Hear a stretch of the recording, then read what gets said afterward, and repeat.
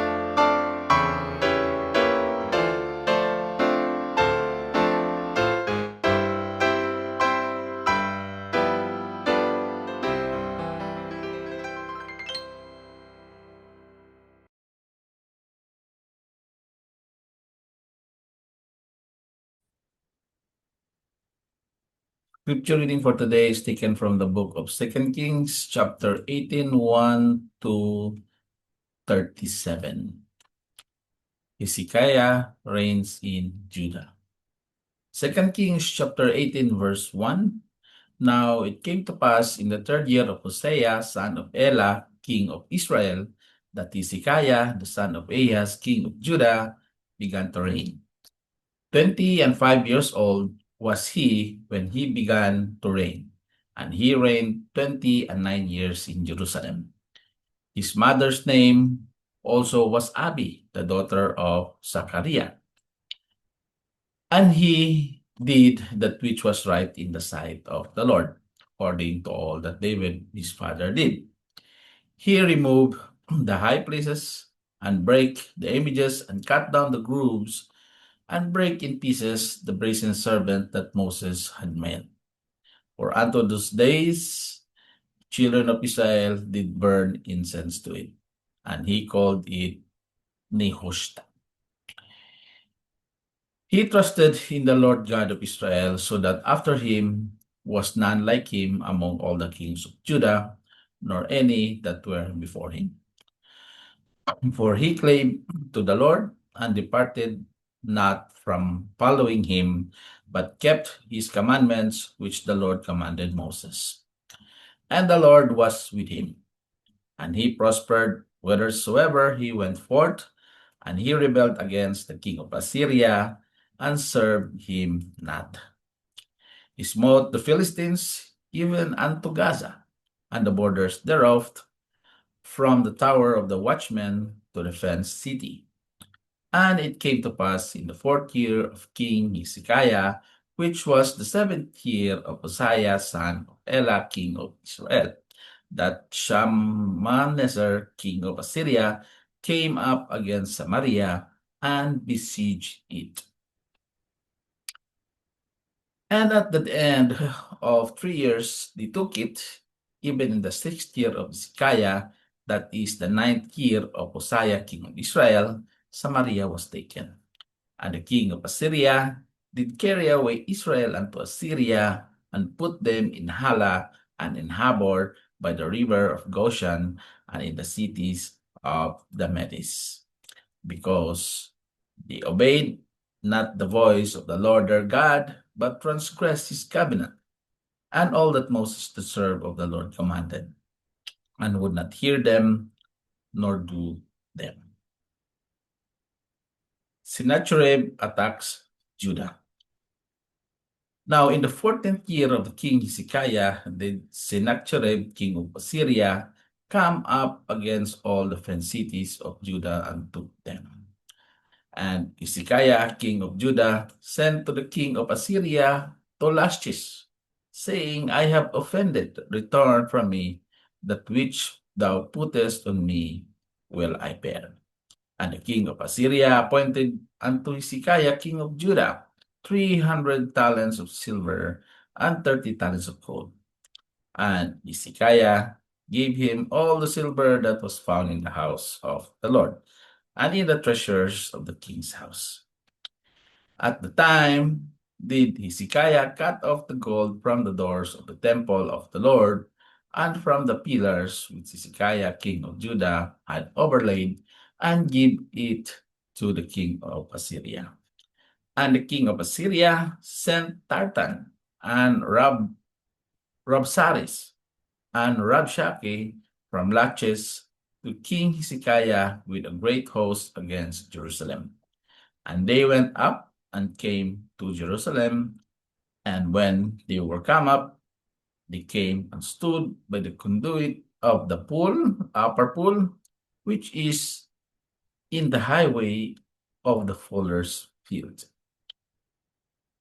And when they had called the king, when we have called to the king, there came out to them Eliakim, the son of Hilkiah, which was over the household, and Shebna the scribe, and Joah the son of Asaph the recorder. And Rabshakeh said unto them, Speak ye now to Hezekiah. Thus said the great king, the king of Assyria, what confidence is this wherein thou trustest? Thou sayest, but they are but vain words. I have counsel and strength for the war. Now on whom dost thou trust that thou rebellest against me? Now behold, thou trustest upon the staff, this bruised reed, given upon Egypt, on which if a man lean, it will go into his hand and pierce it. So is Pharaoh king of Egypt unto all that trust in him. But if ye say unto me, we trust in the Lord our God, is not that he whose high places and whose altars Hezekiah had taken away, and had said, Judah and Jerusalem, ye shall worship before this altar in Jerusalem. Now therefore, I pray thee, give pledges to the Lord, king of Assyria, and I will deliver thee 2,000 horses, if thou be able on thy part to set riders upon them. How then wilt thou turn away the face of one captain of the least of my master's servants, and put thy trust in Egypt for chariots and for horsemen? And I now come up without the Lord against this place to destroy it. The Lord said to me, Go up against this land and destroy it. Then said Eliakim the son of Hilkiah, and Shebna, and Joah, unto Rabshakeh, Speak, I pray thee, to thy servants in Syrian language, for we understand it, and talk not with us the Jews' language, in the ears of the people that are on the wall. But Rabshakeh said unto them, Hath my master sent me to thy master and to thee to speak these words? Hath he not sent me to the men which sit on the wall, that they may eat their own dung and drink their own piss with you? Then Rabshakeh stood and cried with a loud voice in the Jews' language, and spake, saying, Hear the word of the great king, the king of Assyria. Thus said the king, Let not Hezekiah deceive you, for he shall not be able to deliver you out of his hand. Neither let Hezekiah make you trust in the Lord, saying, The Lord will surely deliver us, and this city shall not be delivered into the hand of the king of Assyria. Hearken not to Hezekiah, for thus said the king of Syria, Make an agreement with me by a present, and come out to me, and then eat ye every man of his own vine, and every one of his fig tree, and drink ye every one the waters of his cistern, until I come and take you away to a land like your own land, a land of corn and wine, a land of bread and vineyards, a land of olive, and of honey, that ye may live and not die, and hearken not unto Hezekiah, when he persuaded you, saying, The Lord will deliver us. Hath any of the gods of the nations delivered at all his land out of the hand of the king of Assyria? Where are the gods of Hamad and of Arpad? Where are the gods of Sepharvaim, Hena, and Iva? Have they delivered Samaria out of mine hand? Who are they among all the gods of the countries that have delivered the country out of mine hand, that the Lord should deliver Jerusalem out of mine hand? But the people held their peace and answered him not a word. For the king's commandment was, saying, Answer him not. Then came Eliakim the son of Hilkiah, which was over the household, and Shebna the scribe, and Joah the son of Asaph the recorder, and Hezekiah, with their clothes rent, and told him the words of Rabshakeh. This is the word of the Lord. Thanks be to God.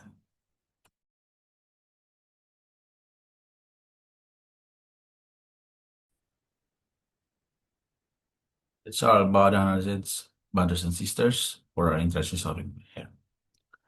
Our Father in heaven, Lord God, thank you so much, Lord, for this day, for being here with us always, and always listening to us. Thank you so much, Lord, for being here. And responding to our prayers, answering to all our prayers. Lord, thank you so much, Lord, for everything that you have done for us. And we, your children, would continue to depend on you, Lord, and continue to ask you, Lord, to answer all prayers, Lord, to all those desires that we have, to all those requests that we have, Lord. We pray, Lord, that you will grant this to us in your time and in your will. Thank you so much, Lord, for always answering all our prayers.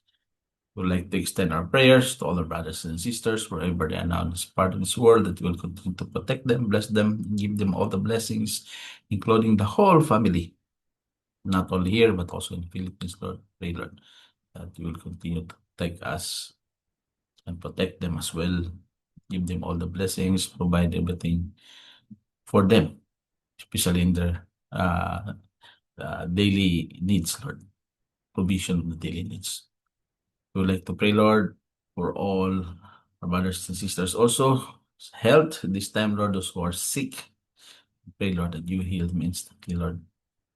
Give us a healthy, not only body, but also mind, Lord. Give us peace in this life. Give us peace with each other, Lord.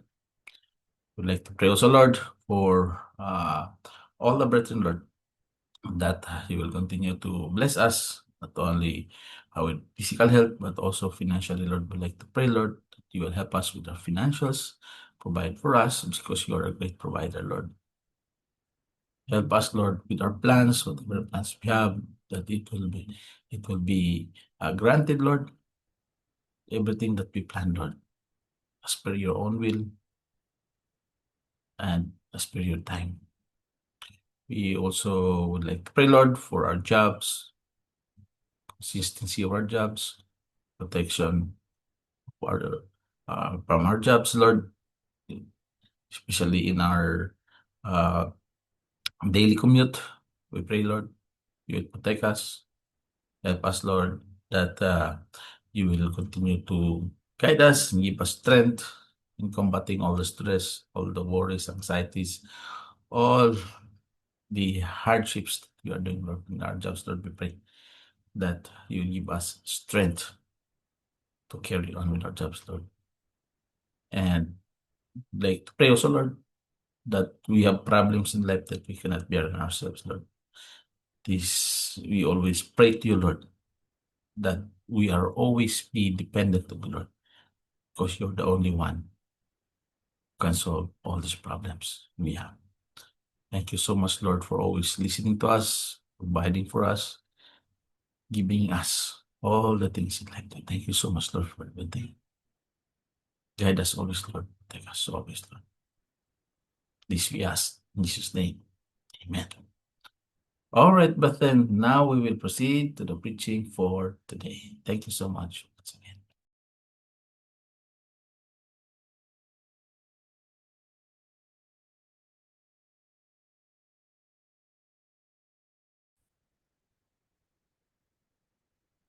Good day once again, brethren. Now welcome to our preaching for today. And the title for our preaching for today is The Gift of Time. The Gift of Time. All right, so let me share you my screen. Right? So you need to know that we're still alive here. The time we have here, where we're still alive, it's a gift from God. And you will know why. Here, our text is taken from Galatians 4, 1 to 7. Let's read these verses. Galatians 4, 1 to 7. There you go. Galatians 4, 1 to 7. Verse 1. Now I say that the heir, as long as he is a child, differeth nothing from a servant, though he be Lord of all, but is under tutors and governors until the time appointed of the Father. Even so we, when we were children, were in bondage under the elements of the world, but when the fullness of the time was come, God sent forth his Son, made of a woman, made under the law. To redeem, take note of this, to redeem that were under the law, that we might receive the adoption of sons. And because ye are sons, God hath sent forth the Spirit of his Son into your hearts, crying, Abba, Father. Wherefore, thou art no more a servant, but a son. And if a son, then an heir of God through Christ. Let's bow our head, let's pray. Father in heaven, Lord God, use me mightily today, Lord. Give me all the knowledge and wisdom, Lord, to proclaim this preaching, Lord. Pray, Lord, for knowledge and understanding for all the people who can listen to this preaching, Lord, and guide us all the way in this service, Lord. This we ask in Jesus' name. Amen. Okay, here, sons and heirs. Now, see, for introduction, when we die, okay, so not really die, not even if we go to cemetery, we can see there in the um, uh, niche of the dead people, no, there's written there, born, what the date of the born, he is born, and also you can see there the day that he died or he or she died. And even us, sometimes we put in our Bibles, in our notebooks, that the day we born, especially those Christians who are um, very faithful Christians, they will put in their notebooks or in their Bibles the day that they were born. And then they will also put there the day that they will die. Okay, so but that's blank there. Date, died, blank. And there's a blank. So in the end, it will be a dash that matters. Okay, in the end, it will be the dash that matters. So what I meant to say is, I was born, you and me, not only me, you and me, was born one day, right? So we are born one day, and also one day we all die. That's the truth, and that's a fact. And take note that the time between those two dates, the born and the death, is a gift from God. Take note of that. From the day you were born and the day you died, those days between that is a gift from God. It is our time to live in this present age, isn't it? It is our time to live in this present age. It's a gift from God. So, as followers of Jesus Christ, we should obey Paul's words. So, what does Paul's words says? It is written in Ephesians, and it says here, this is what Paul's words. See then that ye walk circumspectly, not as fools, but as wise, redeeming the time. Okay, redeeming the time because the days are evil. Wherefore, be not unwise, but understanding what the will of the Lord is. So this is what he says. Um, this is what Paul's uh, words in Ephesians, that we should be redeeming the time because the days are evil. We should make use of our time because the days are evil. We should be wise. We should not be unwise. We should be wise. And we should understand what the will of God within these dates. From the day you were born up to the day you will die. Because this time is a gift from God. This is our time, and it matters what we do with it. It really matters what we do with it because this is our time. From the day you were born to the day you are dead. So many theologians or even religious peoples are telling that they're speaking of God's eternity. meaning God is eternal. Yeah. So they're telling of God's eternity, so meaning God's eternal. And He is always been and He will always be. That's right. So at a point in God's eternity, time was introduced, right? At a point in God's eternity, time was introduced. Okay? And at some point in the future, time will be no more. Yes. Time will be no more in the future. So, what do I mean about this one? Means that our time provides us the opportunity to determine where we will spend eternity. Again, I will tell you that our time provides us the opportunity to determine where we will spend eternity. Get that? So this time, the gift of God, the time we spend here, it will determine us on where we will spend our eternity. So think about that one. And not only that, it also provides those who become followers of the Lord Jesus Christ the opportunity to be His instrument in the lives of others, even as He was. So let's make use of this time to be the instrument of God for others. This is an opportunity that is given to us to be an instrument in the lives of others. Okay? In the lives of others. So you have to notice or check some biblical references to time as it applies to Jesus Christ and to us.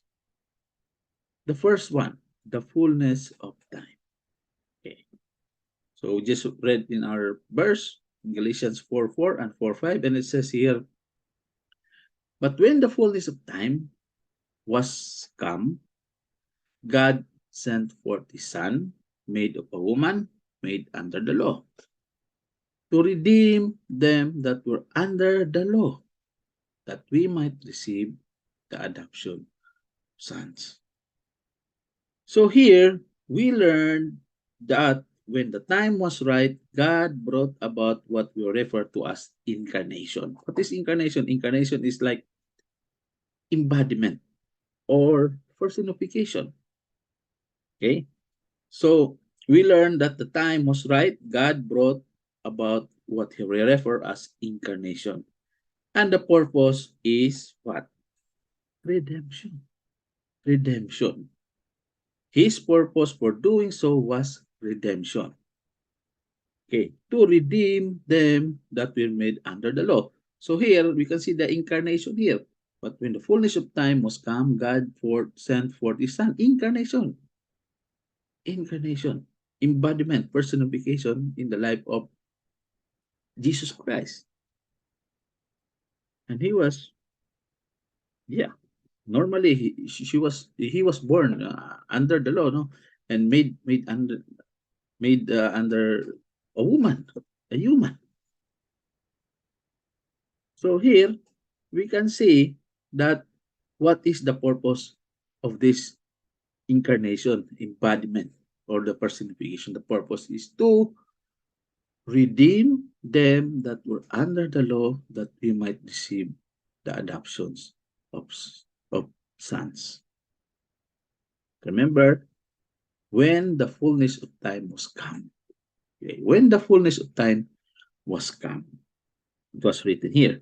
So again, his purpose for doing so was redemption. And we might ask, that why did God choose that particular time in the human history? During those times when God came here in this world. Why did he choose those times during the time of Israel and during those time dated way back? So there's so many purpose of that because maybe one, there was a government already in place during the time. So government was in place that ruled over significant number of people. So there's a government going on, that ruled over the people. Second, there's a network of roads. Not only roads, also maritime routes are there. Were in place that made travel easier, right? So there are roads already established, and there are maritime routes. They can go by the boat. It's already established, so it will make travel easier. That's on purpose of God. Why He came during that time, of course, because of course He's human. He's not like that, uh, like Superman. No? He will just fly somewhere there. He can appear, but see, as human, as human. Okay, so that's the second purpose why He came during the time. Third purpose is why there's a common language already, and that is Greek. Greek was made possible to communicate across a wide spectrum of humanity. So they are using Greek language at the time. It's a wide used language, Greek, during that time. So they can understand common language. And third one is the step Septuagint. What they call Septuagint. Septuagint is a Greek translation of the Old Testament. Okay, take note. Septuagint is a Greek translation of the Old Testament and was common used by many. So there are already prophecies, laws that is written in the Old Testament, and it's already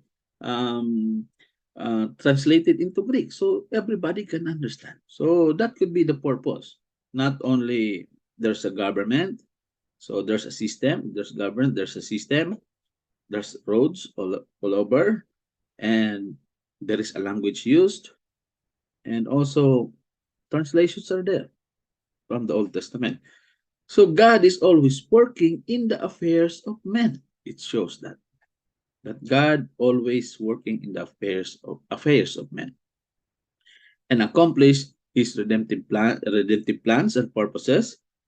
And we need to be ready. Okay, we need to be ready, willing, and able to be used by Him. Right? So the fullness of time, and it says here, when the fullness of time has come. All right. So what we'll do? We need to be ready, willing, and able to be used by Him. Second point, the right time. Okay, the right time. Let's read in Romans 5:6-8.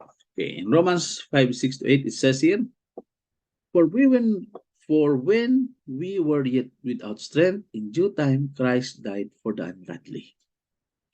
For scarcely for a righteous man will one die. Yet peradventure for a good man some would even dare to die. But that God commanded His love toward us, in that while we were yet sinners, Christ died for us. Okay. So in the previous passage that we read, we were once held in bondage with the elemental things of the world. Isn't it? Here. Where is that? Here. So here. What it says here? Even so when we were children, we were in bondage under the elements of the world. Okay, so that's in this verse. It says here in this verse that we were once held in bondage under the elemental things of the world, elements of this world. We were in bondage in the elements of this world. Here in this verse, we are told that we were still helpless. At the right time, Christ died for the ungodly. So here, let's open that. It says here, for when we were yet without strength, in due time, Christ died for the ungodly. So here in this verse, it says that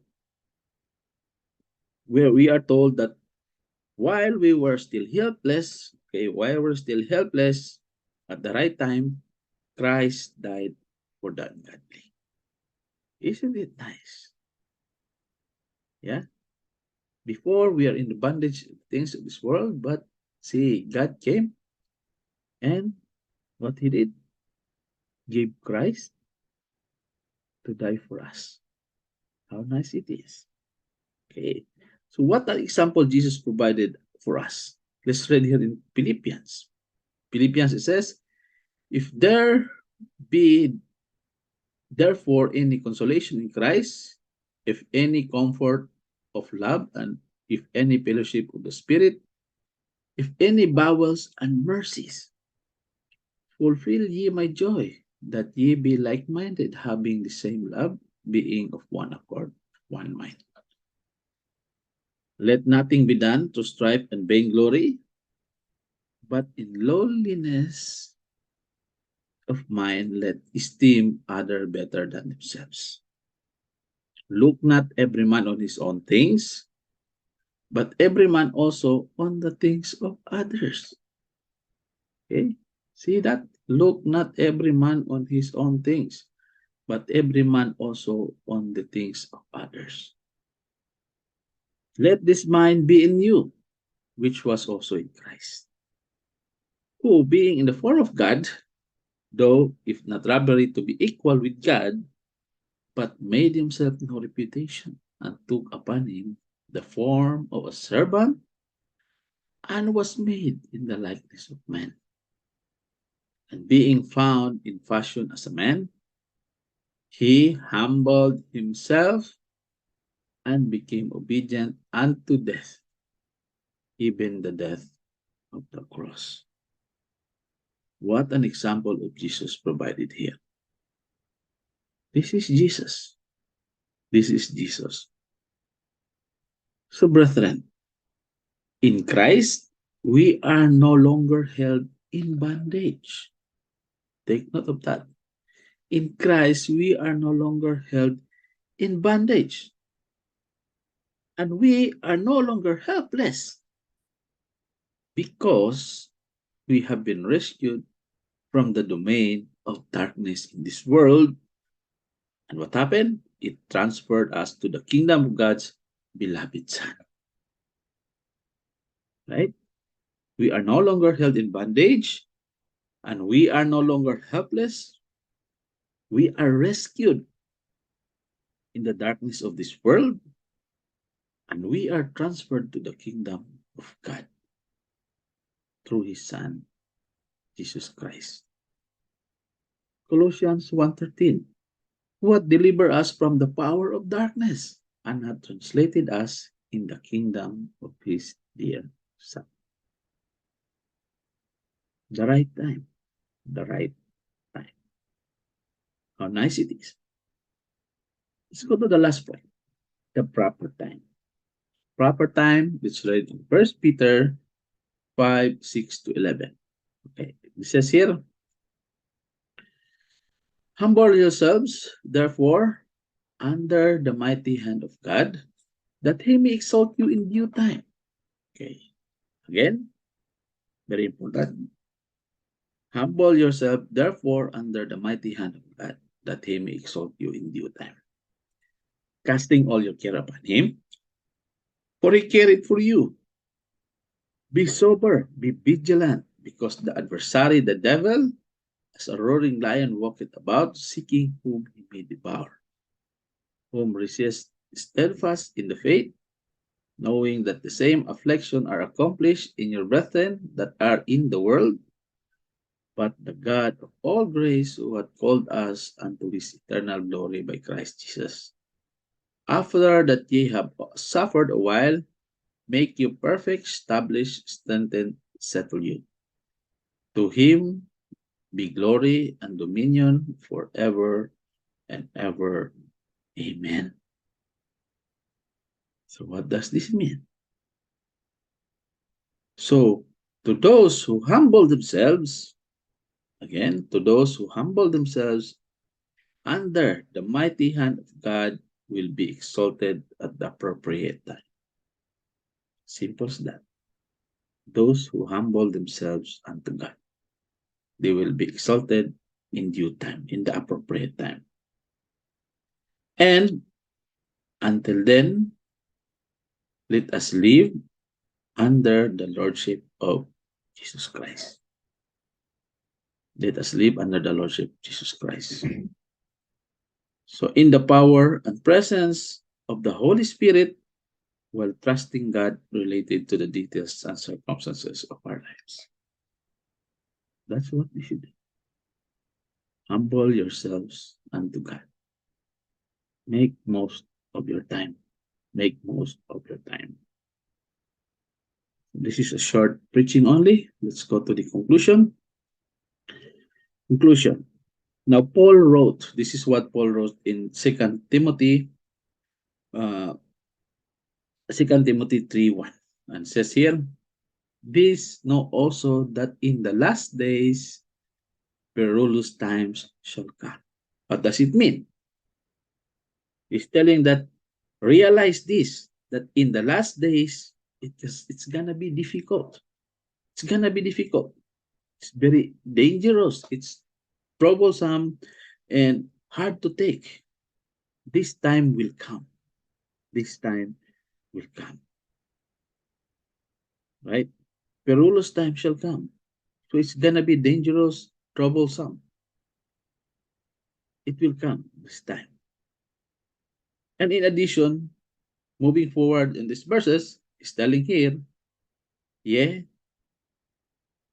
and all that I will live godly in Christ, Jesus shall suffer persecution. He's telling like that.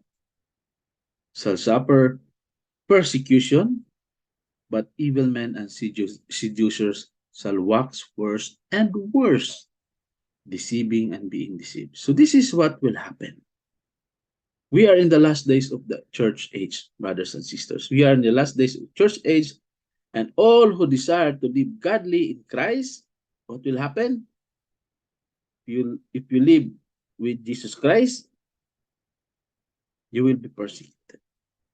That's for sure. We will be persecuted, for evil men and the impostors will proceed from bad to worse. He's telling here, shall wax worse and worse. Seducers, evil men and seducers shall wax worse and worse, deceiving and being deceived. So that is what will happen during these perilous times that will come. And what shall we do? As a conclusion, what shall we do? This is what we shall do. Let us make the most of our time, because today's are devil. And the world needs what we have to offer. Serve the Lord. Serve the Lord, brothers and sisters. Serve the Lord. Make most of your time. It's a gift from God. That will determine how you will live your eternity. Thank you so much, brothers and sisters. Thank you so much. And we have ended once again another preaching for today. And I hope it's a short preaching only, but I hope it will mark in your hearts the gift of time. And since it is a gift, what you should do with that gift? Make most out of it. Make known what God wants with you. Make known what God wants with you. Make most time out of it. I hope you can get the message in your minds. So thank you so much, brothers and sisters, for being here once again. And God bless you all. I can see you another preaching on the next Sunday. God bless you all and have a happy Sunday. Thank you so much. God bless you.